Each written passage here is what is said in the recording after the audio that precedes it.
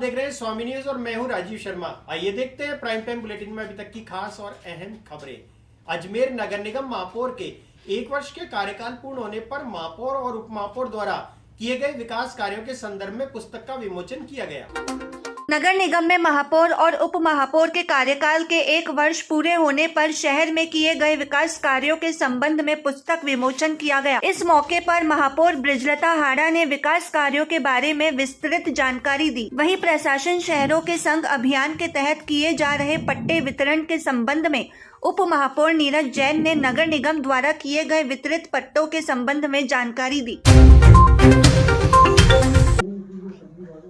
सबसे पहले तो है अजमेर की जो पावन धरा है उसको मेरा प्रणाम कोटि कोटि, और स्मार्ट सिटी के जो सभी स्मार्ट नागरिक हैं उनका सबका अभिनंदन करती हूँ कि जिनकी वजह से मैंने आज 1 साल पूरा किया है और विकास कार्य किया है। तो इस विकास कार्य में मेरे जो निगम के सभी अधिकारी हैं, सभी कर्मचारी हैं, सभी पार्षदगण हैं, सभी का ही बहुत सहयोग रहा मुझे, जिनकी वजह से मैं ये कार्य पूरा कर सकी हूँ। और सभी शहरवासियों को भी मैं धन्यवाद देना चाहूँगी जिन्होंने मुझे इस कार्य के लिए चुना। और जैसा कि आप सभी जानते हैं कि जब मैंने पदभार ग्रहण किया था तो कोरोना शुरू हो चुका था, तो इसको देखते हुए हमारे निगम के सभी अधिकारी हैं, सभी मेरे साथ लगे और पूरे शहर को सैनिटाइज किया। जो रात्रि के समय जब मेन रोड होते हैं, मेन मार्केट, उनको फायर की गाड़ी से जो सैनिटाइजेशन का काम किया। मास्क का वितरण करवाया हमने। जो मृत जो व्यक्ति कोरोना से मृत हो रहे थे उन लोगों के लिए निःशुल्क एम्बुलेंस की सेवा भी हमने दी, सभी को ही प्रदान की। और जो अपने मोक्ष धाम में जो अंतिम संस्कार के लिए जो क्रियाएं होती हैं, उन सभी संस्कार जो होते हैं उनके लिए हमने निःशुल्क लकड़ियां और जो भी सामग्री इसमें काम आती वो सब हमने निःशुल्क दी। और जो इसके बाद फिर हमने वर्षा ऋतु में हमने ट्री गार्ड्स और पेड़ लगभग 5000 पौधों का जो है सभी पार्षदों को वितरित किए, जिसके माध्यम से हमने शहर को हरा भरा बनाने की कोशिश की। इसके बाद फिर हमने जो विकास कार्य अपने 10-10 लाख के हमने सभी पार्षदों को विकास कार्य के लिए बजट दिया। तो सभी वार्ड में जो विकास कार्य हुए।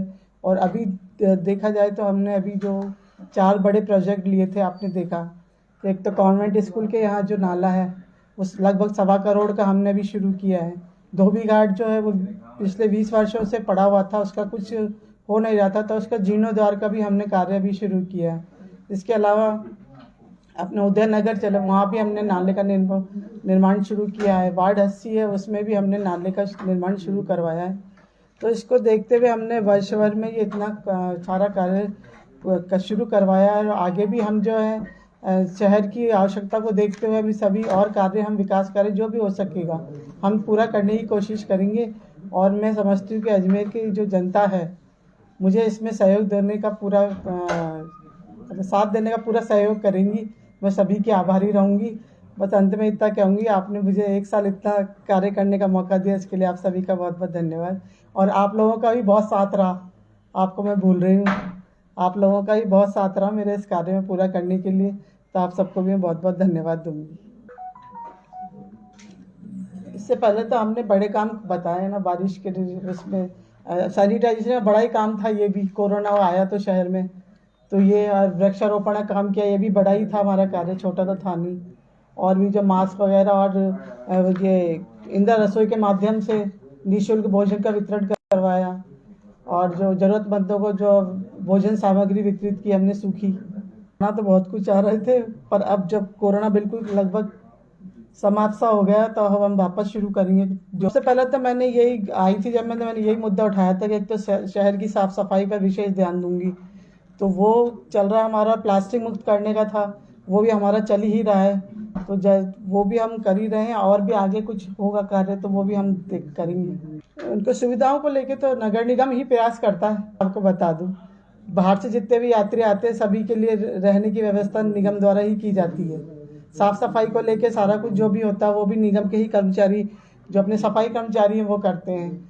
सैनिटाइजेशन का लेकर देख लो, अब जो भी कार्य है वो सब निगम ही करता है। तो निगम पे ही सारा भार रहता है। बाहर से जो भी नागरिक आते हैं उनके वो करने के लिए पूरी देखभाल। और देखिए, अभी हमारे महापौर महोदय ने आप सबको संबोधित करते हुए बताया कि नगर निगम ने पिछले 1 वर्ष में जो काम किए, मैं पहले भी कह चुका कि उपलब्धियां अनेक है, वर्ष एक है और आगामी 4 साल की योजना भी नगर निगम के अधिकारियों ने, हमारे कर्मचारियों ने, हमारी महापौर महोदय ने बनाई है और निश्चित रूप से हम कोशिश करेंगे जो सोचा है वो करके दिखाया और अभी तक जो हमने कहा वो किया भी है।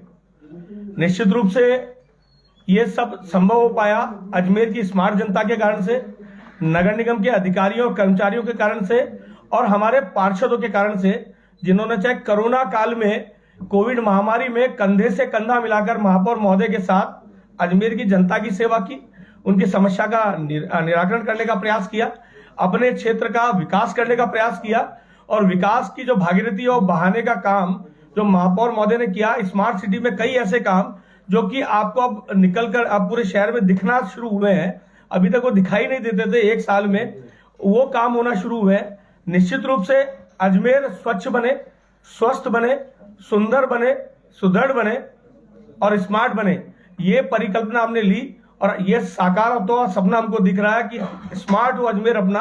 और जिस प्रकार से मैं यहाँ सब मेरे सभी जो साथी पार्षद हैं उनको साधुवाद देना चाहूंगा कि उन्होंने कंधे से कंधा मिलाकर के हर काम में सहयोग किया, दलगत राजनीति से ऊपर उठ करके एक पार्षद के नाते, एक सच्चे जनप्रतिनिधि के नाते जनता की सेवा में जो भी काम करने थे उन कामों को किया, विकास के काम किए, वहां की जो स्थानीय समस्याएं थी उनको दूर करने का प्रयास किया। नगर निगम ने कई ऐतिहासिक काम पिछले 1 वर्ष में किए। आप ये देखिए कि हमारे यूडीएच सेक्रेटरी और मंत्री हैं धारीवाल जी, उन्होंने वीसी में भूरी प्रशंसा की नगर निगम अजमेर की कोविड काल में जिस प्रकार की सफाई व्यवस्था रही, जो सैनिटाइजेशन रहा उसको लेकर के, मास्क वितरण हमारा लगातार जो अभियान चला, जागरूकता अभियान, उसको लेकर के, तो ये एक हमारी उपलब्धि है कि कोविड टाइम में सबसे पहले नगर निगम अजमेर ही था जिन्होंने निःशुल्क एम्बुलेंस की व्यवस्था की, जो बीमार हुए, कोविड से जो ग्रसित हुए उनको लाने की और उनको अगर कोई कालकल्पित हुआ उसको शमशान तक पहुंचाना, उसकी अंतिम क्रिया तक की सारी व्यवस्था करना। सरकार का आदेश बाद में आया, उससे पहले ये इनिशिएटिव नगर निगम ने लिया। वृक्षारोपण अपने आप में एक बड़ा अद्भुत काम है जो हमारी महापौर महोदय ने इनिशिएटिव लेकर किया। 5000 से ज्यादा वृक्ष लगाए नगर निगम ने और विथ ट्री गार्ड, इसके अतिरिक्त तकरीबन 5000 वृक्ष विभिन्न एनजीओ से लगवाए, तो 10,000 से ज्यादा वृक्ष हमने लगाए और ये वृक्षारोपण का अभियान अगले 5 वर्ष तक सतत चलता रहेगा, ये प्रयास हम करेंगे। एक बड़ा काम जो है वो है कि दीपावली पर जिस प्रकार की रोशनी और आतिशबाजी नगर निगम ने पहली बार की, ये अपने आप में एक अच्छा दृश्य। विधिक सेवा प्राधिकरण द्वारा प्रेस वार्ता आयोजित कर आगामी 12 मार्च को लगने वाली लोक अदालत के बारे में जानकारी दी गई। 12 मार्च को लोक अदालत जो आयोजित की जा रही है उसमें मामलों को चिन्हीकरण की प्रक्रिया चल रही है। विधिक सेवा प्राधिकरण की प्रेस वार्ता का आयोजन किया गया। प्रेस वार्ता में 12 मार्च को होने वाली लोक अदालत के बारे में जानकारी दी गई। इस बार मुकदमों में चिन्हीकरण के आधार पर निस्तारण किया जाएगा।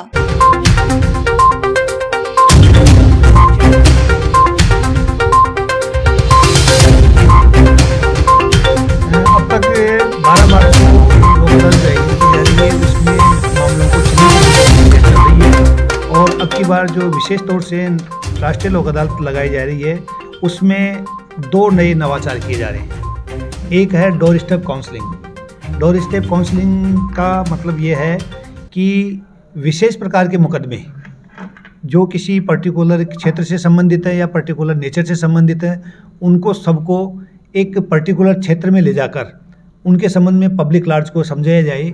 उनके डोर स्टेप पे जाके, उनके या तो पंचायत मुख्यालय पे जाके या पंचायत समिति मुख्यालय पे जाके या उनके मोहल्ले में जाके, जो कि बहुत ज़्यादा संख्या में है, तो वो डोर स्टेप काउंसलिंग का कंसेप्ट अब की बार उसको इनोवेट किया गया है। दूसरा है प्री काउंसलिंग। प्री काउंसलिंग में अदालत खुद लोक अदालत से पहले ही पक्षकारों को बुला के और उनकी प्री काउंसलिंग करती है, जिसमें उनकी कंसेंट मिल जाती है। अगर कंसेंट नहीं मिल पाती है तो उसमें फिर प्रयास किए जाते हैं, काउंसलर बिठा दिया जाता है। तो बार बार उसको क्या है कि 2-4 दिन लगातार समझाए जाने से लोगों को उनके समझाइश सफलता की ओर बढ़ जाती है और किसी न किसी स्तर पे जाके वो लोक अदालत तक उनको राजीनामे के लिए वो प्रेरित हो जाते हैं। अन्यथा क्योंकि राजीनामा योग्य प्रकरण है और छोटे मोटे मामले हैं, इस लोक अदालत में नहीं अगली लोक अदालत तक उनको इस बात को समझने का मौका मिलता है। राजस्व अदालत को भी शामिल किया गया जी, अब की बार राजस्व लोक अदालत को भी शामिल किया गया है। 2011 के पश्चात रेवेन्यू मामलों की लोक अदालत राष्ट्रीय विधिक सेवा प्राधिकरण की ओर से नहीं लगाई जा रही थी, लेकिन अब की बार पुनः पहली जो 2022 की जो लोक अदालत है उसमें राजस्व न्यायालयों को शामिल किया गया है। न केवल राजस्व न्यायालयों को बल्कि टैक्स बोर्ड को भी, और भी ट्रिब्यूनल्स हैं उनको भी, शिक्षा ट्रिब्यूनल्स को भी, रेवेन्यू बोर्ड को, रेवेन्यू अपीलेट अथॉरिटीज़ को, जितने भी जुडिशियल और क्वासी जुडिशियल जितने भी प्लेटफॉर्म हैं उन सबको अब की बार राष्ट्रीय लोक अदालत में शामिल किया गया। ये तो एग्जैक्ट आंकड़ा हम क्या है कि जो ही लोक अदालत नज़दीक आएगी उस समय दे पाएंगे, लेकिन दिनों दिन चिन्हीकरण के जो प्रकरण हैं उनकी संख्या बढ़ती जा रही है। और जैसा कि हमने कई बार 8,000 मुकदमों से अधिक जो पेंडिंग मुकदमे हैं उनका चिन्हीकरण किया गया था और उनमें से हमारे 3,000 के लगभग मुकदमों का निस्तारण हुआ। और प्री लिटिगेशन के जैसे बैंक रिकवरी के मामले हैं जिनमें बैंकों के एनपीए खाते हो गए हैं, जिनका वो दावा नहीं कर सकते हैं, तो उनको लोक अदालत, राष्ट्रीय लोक अदालत के मार्फत उनको समझाइश करके उनके खातों की पुष्टि करवाई जाती है और उनकी रिकवरी करवा दी जाती है। और जो व्यक्ति पैसा देने में एट स्पॉट असमर्थ रहते हैं तो कुछ प्रीमियम उनसे प्राइम राशि लेकर उनका। जैसलमेर में तेज रफ्तार से स्कूल बस चला रहे ड्राइवर का बस पर से संतुलन खो जाने के कारण बस पलट गई, जिसके कारण 2 बच्चों की बस के नीचे दबने से मौत हो गई। इस हादसे में 21 विद्यार्थी और 1 टीचर घायल हो गए।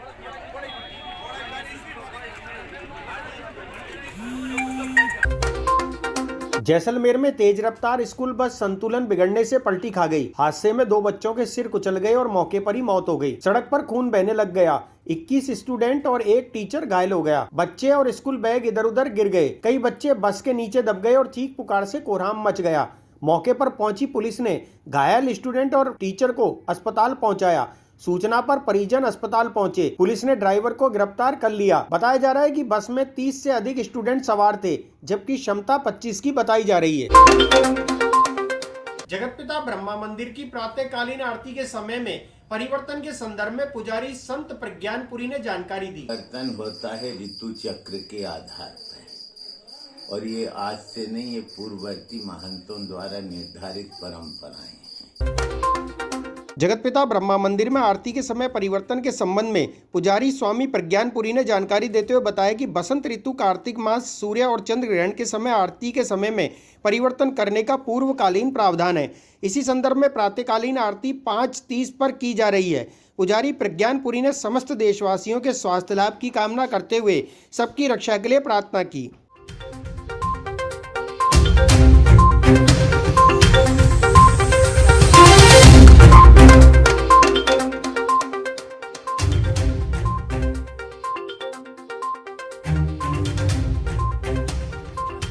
परिवर्तन होता है ऋतु चक्र के आधार पर, और ये आज से नहीं, ये पूर्ववर्ती महंतों द्वारा निर्धारित परंपराएं हैं।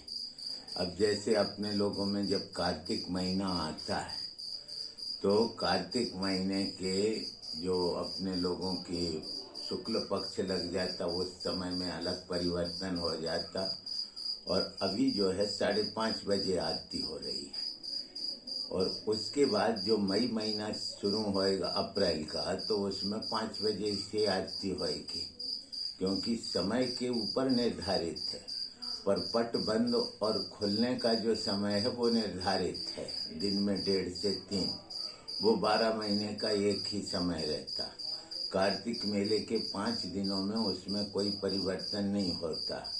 सूर्य ग्रहण, चंद्र ग्रहण, कार्तिक मेला, सोमवती अमावस्या, मकर संक्रांति, इनमें समय का परिवर्तन होता है। ये पहले ही से पूर्व निर्धारित परंपराएं हैं और इसकी सूचना पूर्व निर्धारित रहती है। सब लोगों का कल्याण हो, भारत के नागरिक सुखी और स्वस्थ रहें, यही हम भगवान ब्रह्मा जी से कामना करते। ओम ब्रह्मा मुरारी पुरांतकारी भानु श्री भूमि स्तोभस्य गुरुश्च शुक्र शनि राहु केतवा सर्वे ग्रह शांति करा भवन्तु। भगवान सबका कल्याण करें, ब्रह्मा जी वेद माता। अजमेर के प्रभारी मंत्री महेंद्रजीत सिंह मालवीय अजमेर पहुंचे। यहां पहुंचने पर उन्होंने जनसुनवाई कर अधिकारियों को कमियां दूर करने के निर्देश दिए। अजमेर के प्रभारी मंत्री महेंद्र सिंह जी मालवीय सर्किट हाउस पहुंचे। प्रभारी मंत्री ने जन सुनवाई कर पट्टों में हो रही देरी के संबंध में प्रशासन को निर्देश देते हुए कहा कि समय पर कार्यों का निस्तारण करें। आइए देखते हैं क्या कहा प्रभारी मंत्री ने। मैं तो इस जिले का प्रभारी मंत्री हूँ। यहाँ होके मैं पाली जा रहा हूँ और पाली से सिरोही जा रहा हूँ, लेकिन 2 घंटे रुक के सबसे मिल के जाऊँ, इस हिसाब से मैं यहाँ पे रुका हूँ। और काफ़ी हमारे कार्यकर्ता, माननीय विधायक जी, हमारे जिला अध्यक्ष जी सभी यहाँ पे मिले हैं। अभी मैंने कलेक्टर साहब, एसपी साहब से भी बात की है।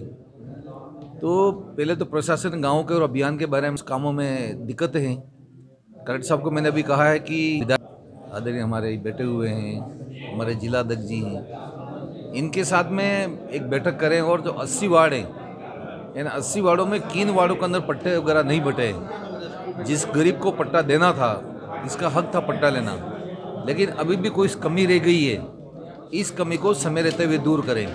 और कलेक्टर साहब ने कहा कि मार्च तक हमको इसका अभी तक काम करने का प्रदेश लेवल का राज्य सरकार का आदेश है, तो ये काम करेंगे। और आवश्यकता पड़ेगी तो अभी विधानसभा चल रही है, क्योंकि इसलिए मैं अभी बैठक नहीं ले सकता। जैसे ही विधानसभा खत्म होगी, तमाम अधिकारियों की बैठक लेकर जितना भी समस्या का समाधान हो सकता है, निराकरण हो सकता है, विधायक जी को साथ में लेकर, हमारे अन्य जनप्रतिनिधि, इन सबको साथ में लेकर हम पूरा करेंगे। मैंने वही तो कलेक्टर साहब से अभी बात की मैंने कि आप तुरंत इन लोगों को बुला के बात करो, जनप्रतिनिधि से भी चर्चा करो, विभाग से भी चर्चा करो कि शिकायतें क्यों आ रही। जब ग्रामीण इलाके में 55,000 पट्टे बढ़ सकते हैं तो शहर में क्यों नहीं बढ़ रहे हैं? बड़ा मुद्दा है ये, और इसको हम ठीक करेंगे। प्रशासन से बात की है और वन विभाग से भी बात करेंगे कि अगर बंदर तो एक जानवर है, अगर किसी को काट खाया और उसको ध्यान नहीं रखा तो बड़ा नुकसान हो सकता है।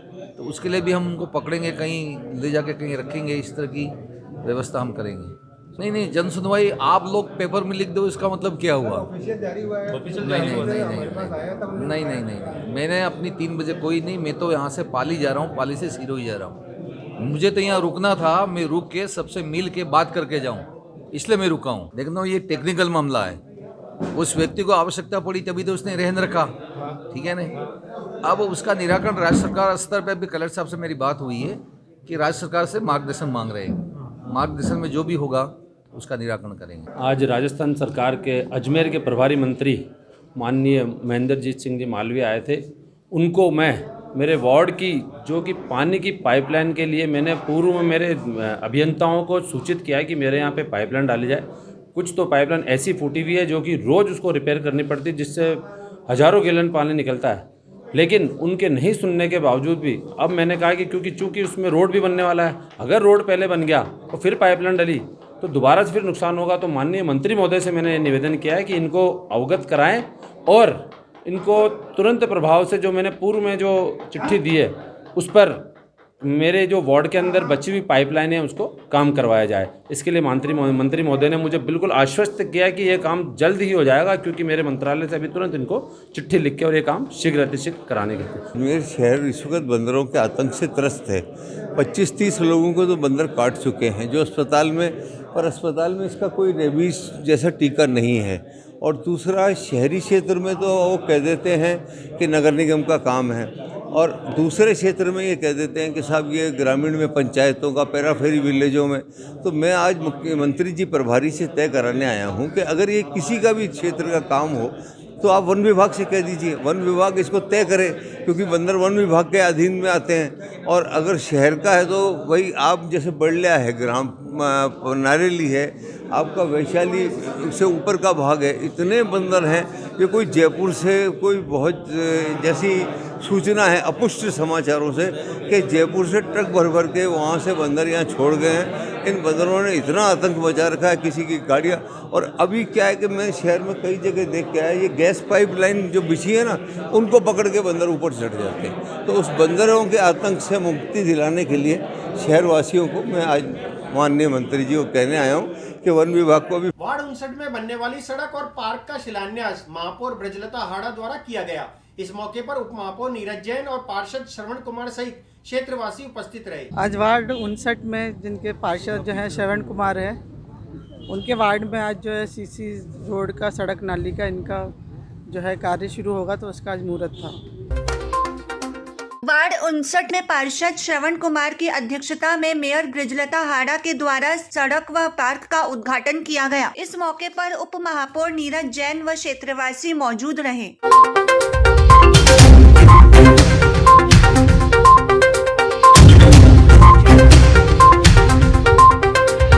आज वार्ड 59 में जिनके पार्षद जो है श्रवण कुमार है, उनके वार्ड में आज जो है सीसी रोड का सड़क नाली का इनका जो है कार्य शुरू होगा, तो उसका आज मुहूर्त था। तो इसी उपलक्ष्य में आज सभी वार्डवासी पधारे हैं। सभी को बहुत बहुत धन्यवाद।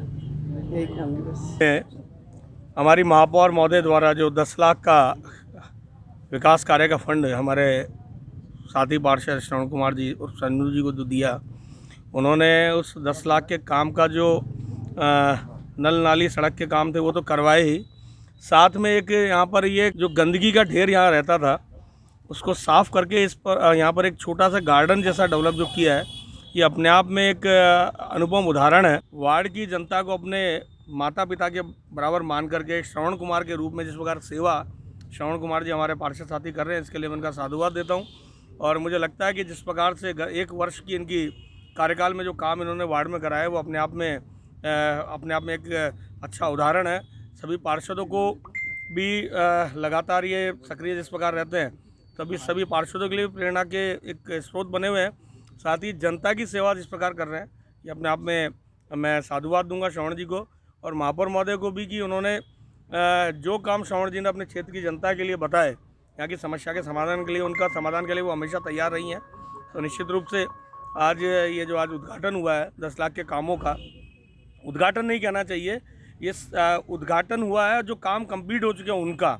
और जिस प्रकार की गंदगी यहाँ थी उसको दूर करके यहाँ पर एक छोटा सा गार्डन बनाया, तो निश्चित रूप से बच्चों के लिए और बुजुर्ग जो हमारे यहाँ के इस क्षेत्र के हैं उनके बैठने के लिए एक अच्छा स्थान यहाँ तैयार हुआ है। आगे भी जो भी काम यहाँ पे करेंगे वो जनहित में करेंगे, ऐसे मैं उनको शुभकामना देता हूँ। आज मेरे वार्ड 59 में हमारी माननीय मेयर साहिबा ब्रजलता जी हाड़ा के द्वारा जो 10 लाख रुपए का फंड वार्ड के लिए दिया गया था, उस कार्यों का आज उद्घाटन यहाँ पर किया है। महापौर महोदय यहाँ पधारे हैं, हमारे डिप्टी मेयर साहब नीरज जी जैन भाई साहब यहाँ पधारे हैं, आज इन कार्यों का उद्घाटन किया है। मैं अपने पूरे वार्ड की तरफ से आपका बहुत बहुत स्वागत करता हूँ और धन्यवाद भी देता हूँ कि आप यहाँ पधारे और यहाँ आकर के ये जो 10 लाख के कार्य। पुष्कर पालिका अध्यक्ष कमल पाठक ने प्रेस वार्ता आयोजित कर कांग्रेस पार्षदों द्वारा लगाए गए आरोपों को खंडन किया। पुष्कर पालिका अध्यक्ष कमल पाठक और ईओ अभिषेक गहलोत ने प्रेस वार्ता आयोजित कर लगे आरोपों को बेबुनियाद बताया। पालिका अध्यक्ष ने पत्रकारों से कहा कि कांग्रेसी पार्षद जो भी आरोप लगा रहे हैं वे बेबुनियाद हैं। पालिका अध्यक्ष कमल पाठक ने कहा कि भाजपा बोर्ड को बदनाम करने की साजिश कर रहे हैं। उन्होंने बताया कि पुष्कर की साफ सफाई व्यवस्था सही है, प्रत्येक वार्ड में 2-2 सफाई कर्मचारी लगा रखे हैं। आइए देखते हैं क्या कहा पालिका अध्यक्ष कमल पाठक ने। दिन आप सब सामान्य मित्रगण मीडिया बंधु साथ में थे, आपने देखा होगा जो 4 व्यक्ति सबसे ज़्यादा व्यवधान उत्पन्न कर रहे थे, उन सब के चारों के व्यक्तिगत निहित स्वार्थ है, जिनके कारण से वो दबाव बना करके उन स्वार्थ पूर्ति करवाना चाह रहे हैं। उनके विरुद्ध जो जांचें चल रही है, जो विभिन्न स्थानों से जांचें आई हुई, उस जांचों को रुकवाना चाह रहे हैं वो लोग दबाव बनाकर। दूसरे दिन तो सरकार के स्तर पर निर्णय होना है और हमारी तरफ से जो सफाई एरिएशन वगैरह चल रहा है वो हम कर रहे हैं। आज जवाब दिया है। मुख्यतः जो मंडल बैठक में 4 पार्षद थे, उन सब के निहित स्वार्थों की जो रिपोर्ट है बना करके भेज। इस संबंध में इतना बताना चाहूंगा कि माननीय मंत्री महोदय के यहाँ से भी जांचें आ चुकी है उनकी शिकायतों के प्रकरण में, तो उनकी जांच रिपोर्टें बनाई जाए। जवाब दिया है। मुख्यतः जो मंडल बैठक में 4 पार्षद थे, उन सब के निहित स्वार्थों की जो रिपोर्ट है बना करके भेज दी जा रही है। किस स्तर की जांचें चल रही है, कुछ बताना चाहेंगे? इस संबंध में इतना बताना चाहूंगा कि माननीय मंत्री महोदय के यहाँ से भी जांचें आ चुकी है उनकी शिकायतों के प्रकरण में, तो उनकी जांच रिपोर्टें बनाई जा रही है। सर, लेकिन अभी तक कई जगह हालत अभी भी खराब है। अपने सवाल का जवाब खुद ही दे दिया। चूंकि स्थिति खराब इसलिए है कि अंडरग्राउंड केबलिंग का कार्य AVBNL द्वारा किया जा रहा है, जो कि वर्तमान में भी प्रक्रियाधीन है। तो हम उस जगह पर सड़क नहीं बना सकते जहाँ पे केबल डाली जानी हो। पूर्ण कर दी गई है, वहाँ काम चालू है और चल रहा है। उन्होंने मंडल बैठक दिनांक 14/2022 को निरस्त करने के संबंध में आरोप लगाए थे। हमारा ये कहना है कि पालिका की साधारण सभा की बैठक पालिका एक्ट के अनुसार की गई है। एजेंटे के सारे प्रस्ताव बहुमत के आधार पर ध्वनिमत से पास किए गए, जो विधि सम्मत है। खेल मैदान, public park, yoga centre, open gym, indoor gym कार्य करवाने के संबंध में तो हमारा ये कहना है कि पालिका द्वारा पालिका क्षेत्र में ओपन जिम हेतु निविदा प्रक्रिया पूर्ण की जा चुकी है।